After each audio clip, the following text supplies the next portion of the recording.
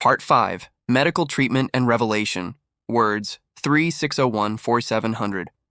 The morning after the first meal brought new surprises that further eroded the prisoners' grip on their previous understanding of the world. Medical personnel, both military doctors and nurses, arrived in the compound with equipment that seemed to belong to a different era of civilization. They set up examination stations in large tents, each equipped with folding examination tables, cabinets full of supplies, and even portable X-ray machines that hummed with electrical power. The sophistication of the setup shocked even the Japanese nurses who had worked in military hospitals. Ayako had served as a nurse in a field hospital on Saipan for 8 months before the American invasion. She had seen medicine practiced under the most desperate conditions imaginable. Surgeries performed by flashlight when generators failed. Bandages washed and reused until they fell apart. Morphine rationed so strictly that men screamed themselves unconscious from pain while she could only hold their hands and whisper apologies. She had amputated limbs with saws, meant for carpentry, and stitched wounds with fishing line when proper sutures ran out. That was medicine as she understood it, a desperate scramble against inevitable death with inadequate tools.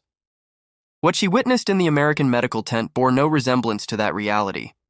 She watched, stunned, as medics used sterile gloves for each examination, then discarded them into waste bins as if rubber were as common as dirt. She saw antibiotics, specifically penicillin, used with such casual frequency that she initially thought she was hallucinating. In Japan, penicillin had been legendary, more myth than reality. She had heard of it, but never actually seen it used.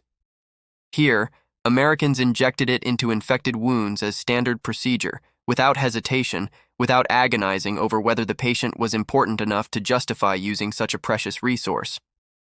When her turn came for examination, Ayako was examined by a female American nurse who introduced herself as Lieutenant Sarah Martinez.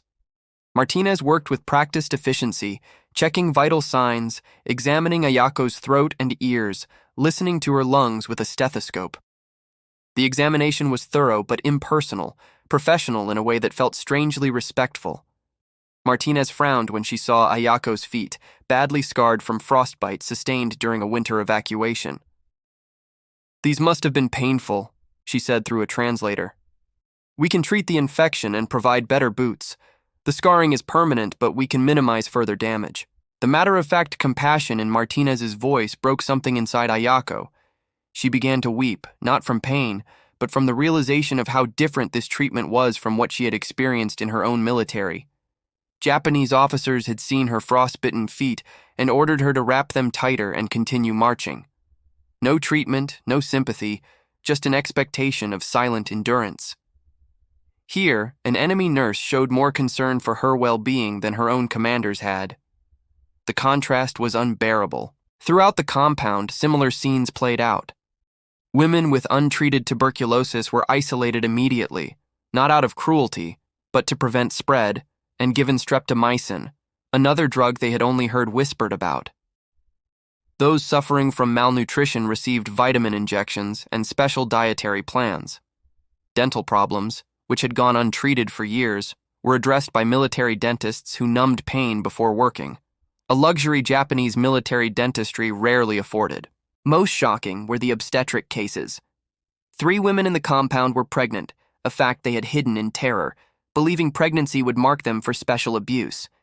In Japan's military culture, pregnant women serving in auxiliary roles had been treated as burdens, given no special consideration, and expected to work until they physically could not. These 3 women had prepared themselves for brutal treatment or forced abortions. Instead, they were moved to special quarters, given prenatal vitamins, examined regularly, and assigned lighter work duties. An American obstetrician, a major in the medical corps, explained through a translator that healthy pregnancies required proper nutrition and reduced stress. He treated the pregnancies as valuable, as lives worth protecting, rather than inconveniences. Tomoko, one of the pregnant women, sat in stunned silence after her examination. The American doctor had spent 20 minutes with her, checking the fetal heartbeat with a stethoscope, measuring her belly, asking about symptoms. He had smiled when he told her the baby sounded strong and healthy. He had given her a booklet, translated into Japanese about pregnancy and childbirth, with illustrations showing what to expect in the coming months. The kindness was so unexpected, so contrary to everything she had been prepared for, that she could not process it. She clutched the booklet to her chest and cried until she exhausted herself. The Japanese nurses observed every detail of American medical practice with increasing dismay. They watched surgical procedures performed with a precision and cleanliness that shamed their own training. They saw antibiotics prevent infections that would have killed patients in Japanese hospitals. They witnessed blood transfusions performed routinely, using typed and matched blood from a refrigerated bank, a level of organization they had never imagined possible. Every observation reinforced the same terrible conclusion. American medicine was not just different, it was superior, vastly and undeniably superior. One evening, a group of Japanese nurses gathered in their barracks to discuss what they had seen. The conversation was tense, voices kept low, because acknowledging the truth felt like betrayal. Yet they could not deny it. Reiko, who had trained in Tokyo's finest medical school, spoke first. "We were taught that Japanese medical science was the most advanced in Asia, that our techniques came from centuries of wisdom. But I have seen nothing here that supports that belief. Everything they do is more advanced, more effective, more humane." Another nurse, Harumi, nodded reluctantly. "In my hospital on Okinawa, we lost perhaps 60% of patients with abdominal wounds. Here I watched them save a woman with a perforated intestine using techniques I have never heard of. They simply pumped her full of antibiotics and fluids and sutured carefully. She will live. In our hospitals, she would have died in agony." The conversation continued late into the night, each nurse contributing observations that chipped away at the edifice of Japanese superiority they had been raised to believe in. The conclusion was inescapable and devastating. If America's medicine was this advanced, if their resources were this abundant, if they treated even enemies with this level of care, then what else had been lies? The propaganda about American weakness, about Japan's cultural superiority, about the righteousness of their cause? If those foundations crumbled, what was left to believe in? Part 6, Discovering Abundance, Words, 4701-5800. The true scale of American industrial might revealed itself gradually, piece by piece, until the accumulated evidence became impossible to dismiss. 3 weeks into captivity, groups of prisoners were assigned work details, not as punishment, but as part of the standard routine for managing POW camps. The women expected brutal labor, the kind of back-breaking work they had performed during the war's final months, digging ditches and hauling supplies until their hands bled. Instead, they found themselves assigned to relatively light duties, sorting supplies in warehouses, assisting in kitchens, helping to organize distribution of relief goods to Japanese civilians. Noriko found herself assigned to a supply warehouse near Yokohama Harbor. The building itself was enormous, a steel-framed structure that had been erected by American engineers in less than a week. Inside, pallets stretched in every direction, stacked with crates bearing English labels. Her job was simple: check inventory lists, mark items as they were moved, help organize goods for distribution. It was clerical work, not physical labor. She almost laughed at the ease of it compared to what she had expected. What stole her ability to laugh was what the crates contained. She opened one marked milk, powdered, non-fat, and found dozens of large tins, each containing several pounds of powdered milk. The crate beside it was identical, so was the one beside that. Noriko counted 16 crates of powdered milk in her immediate vicinity. She knew from her wartime rationing experience that each tin could feed a family for a week. This small section of the warehouse contained enough milk to feed a small town for months. And this was just one corner of one warehouse. The building held hundreds of such crates. She moved to another section and found chocolate. Not the small pieces given as treats, but industrial quantities in large boxes designed for bulk distribution.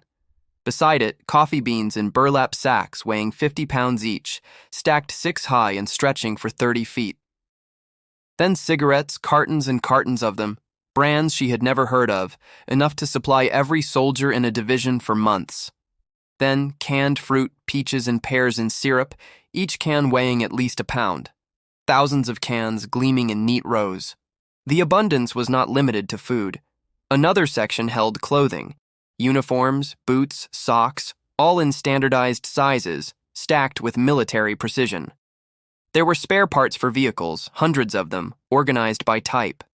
There were medical supplies in quantities that made her dizzy to contemplate.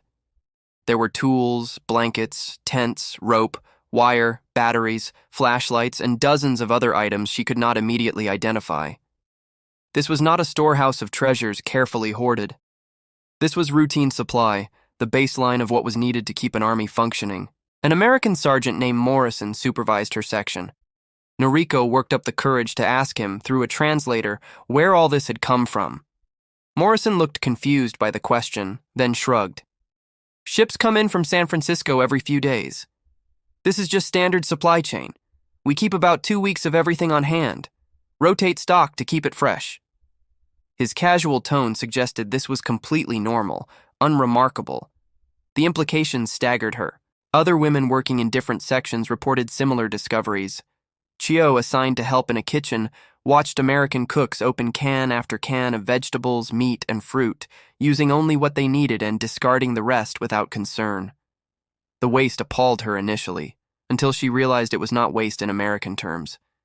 They had so much that throwing away excess was more efficient than storing it. The abundance was so extreme that conservation was unnecessary. A chemie, working in a motor pool, watched mechanic service vehicles with a level of material support she had never imagined possible. If a part was worn, they replaced it immediately with a new one from vast supplies kept in storage. They did not repair, jury-rig, or make do. They simply swapped components with mechanical efficiency. Akemi had worked in a Japanese motor pool where they had melted down cooking pots to make spare parts and kept vehicles running with wire and prayers. Here, Americans discarded parts that would have been treasures in Japan. The women began to talk among themselves, comparing notes, building a collective picture of what they were seeing. Every detail reinforced the same conclusion. America's productive capacity was so vast that it redefined what was possible. They were not looking at the dregs of a desperate nation scraping by. They were looking at overwhelming surplus, casual abundance, logistical supremacy so complete that it seemed almost arrogant. One evening, a group gathered in their barracks to discuss what they had learned. Yoshiko, a former clerk, had been keeping notes, trying to quantify what she observed. In my section of the warehouse, I estimate there are supplies sufficient to feed 10,000 people for 3 months. And that is one warehouse. There are 6 more buildings of similar size in this complex alone. The Americans told me this is just a regional supply depot, not even a major one. The mathematics were overwhelming. If this was a minor depot, what did a major one hold? If supplies came from San Francisco every few days, how much was being produced back in America? The industrial capacity implied by what they witnessed suggested a nation so wealthy, so productive, that Japan had never had any chance of victory. The war had not been a heroic struggle against difficult odds. It had been a suicide mission from the beginning, fought against an enemy whose resources were essentially infinite by comparison. Fumiko, who had once believed the propaganda about American weakness, spoke bitterly. We were told America was on the verge of collapse. We were told they were rationing everything, that their people were starving, that they could barely supply their own armies. Every word was a lie. They have more food in one warehouse than our entire prefecture saw in the last year of the war. We never had a chance. We were sent to die in a war we could not possibly win. The anger in her voice reflected a growing sentiment among the prisoners. They had been betrayed not by the Americans, but by their own leaders who had sent them into a war knowing it was unwinnable. The propaganda had not been mistaken optimism. It had been deliberate deception, lies told to keep them obedient and willing to sacrifice themselves for a cause that was doomed from the start. The realization brought not just disillusionment, but a deep, burning rage. Part 7. Education and Enlightenment. Words 5-801-6900. The Americans introduced reading materials into the camp during the 2nd month of captivity. At first, the offering was modest, a few crates of books, mostly in English, but including some materials translated into Japanese. There were newspapers, weeks old but still fascinating for women who had been denied outside information for years. There were magazines, their glossy pages showing images of American life that seemed too perfect to be real. And there were pamphlets, some clearly educational, explaining concepts like democracy, free speech, and individual rights. The initial reaction was suspicion bordering on hostility. Many prisoners assumed this was propaganda designed to brainwash them, to turn them against their homeland and their emperor. They refused to touch the materials, warning each other that reading such things would corrupt their thoughts and dishonor their families. Some of the older women, particularly those from military families, were adamant that engaging with American materials was a form of treason. But curiosity is a powerful force, especially among people starved for intellectual stimulation. Slowly, cautiously, women began to pick up the materials. At first, they told themselves they were only looking at pictures, not reading the text. Then, they were just reading to practice their English, not because they believed what was written. Gradually, the rationalizations gave way to genuine engagement. What they read challenged everything they understood about the world. Keiko, the former nurse, found herself drawn to medical journals that had been included in the shipment. They were English-language publications, beyond her complete understanding, but she could follow enough to grasp their content. What stunned her was not the technical information, though that was impressive, but the format. The journals included articles debating different treatment approaches. Doctors disagreed with each other in print, arguing over which techniques were superior. Some articles explicitly criticized previous methods as outdated or ineffective. The idea that medical professionals could publicly disagree, could criticize even their own previous work, was revolutionary to someone trained in a system where questioning authority was forbidden. Newspapers proved even more shocking. The American papers included articles about labor strikes, where workers demanded better conditions from their employers. There were editorials criticizing President Truman's policies. There were reports on congressional hearings where elected officials challenged military decisions. Every page contained examples of dissent, disagreement, and open debate. For women raised in a society where a single critical word about the emperor could bring punishment, this seemed like chaos. How could a nation function if people were allowed to criticize their leaders openly? Yet the evidence suggested America functioned very well indeed. Better than Japan had, certainly. The abundance they had witnessed, the medical care, the efficiency of supply chains, all of it had been produced by a nation where dissent was not just tolerated, but protected. The conclusion was inescapable. Perhaps freedom of speech was not a weakness, but a strength. Perhaps allowing disagreement led to better decisions. Perhaps silencing criticism led to mistakes that could have been avoided. Sachiko, the former teacher, became particularly absorbed in a pamphlet explaining American democracy. It described a system where leaders were chosen by popular vote, where terms were limited, where power was divided among different branches to prevent any single person from becoming too dominant. The contrast with Japanese imperial system was stark. In Japan, the emperor was divine, his authority unquestionable, his reign unlimited.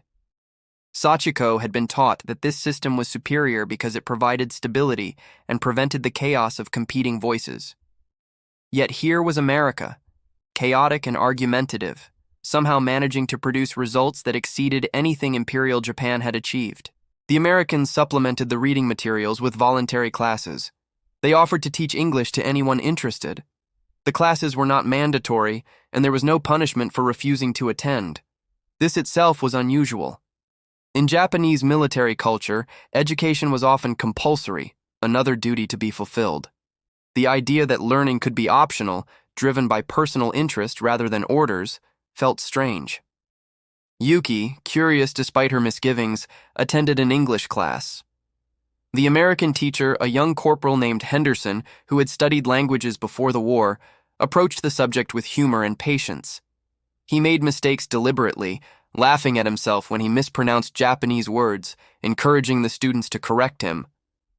This reversal of the traditional student-teacher hierarchy was jarring. In Japanese schools, teachers were figures of absolute authority, never to be questioned or corrected. Here was Henderson, voluntarily admitting error and treating it as a learning opportunity rather than a shame.